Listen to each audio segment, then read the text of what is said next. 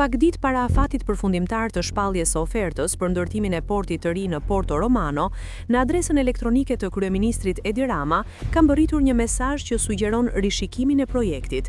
Emaili është dërguar nga Grant Van Cleave, drejtuesi i dhomës amerikane të tregtisë në Shqipëri, dhe trajton çështjen në një plan shumë të gjerë sesa një projekt i zakonshëm infrastrukturor. Në përmbajtje të mesazhit theksohet se ndërtimi i portit të ri në Durrës përbën një vendim strategjik që mund të ndikojë pozicionin ekonomik dhe gjeopolitik të Shqipërisë për dekada.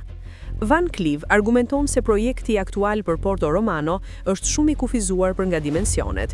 Sipas tij, porti i planifikuar parashikon vetëm rreth 400 metra mur kalate dhe 38 hektar sipërfaqe portuale, shumë më pak krahasuar me portet kryesore të rajonit si Pireu apo Selaniku. Në email theksohet se një port i vogël rrezikon të dëmtojë zhvillimin e korridorit 8, një projekt strategjik transporti që synon të lidh Adriatikun me detin e Zi. Argumenti kryesor është se korridoret logjistike zhvillohen në rreth porteve të mëdha dhe jo anasjelltas. Nëse Porto Romano mbetet me kapacitet të kufizuar, flukset kryesore të mallrave në rajon do të vazhdojnë të kalojnë përmes porteve greke, duke lënë Shqipërinë jashtë një rrjeti të rëndësishëm tregtar.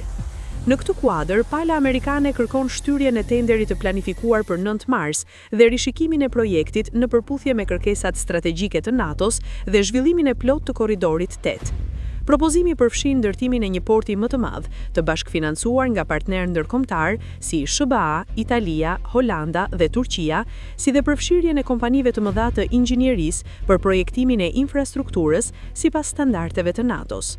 Sipas analizës së paraqitur, një port i zgjeruar në Porto Romano mund të rrisë ndjeshëm rolin strategjik të Shqipërisë në rajon dhe të forcojë mobilitetin logjistik të NATO-s në Europën juglindore.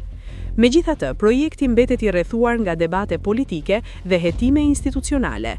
SPAK ka nisur verifikime për dokumentet e tenderit, ndërsa vendimi përfundimtar pritet të merret nga qeveria shqiptare në një moment të ndjeshëm politik.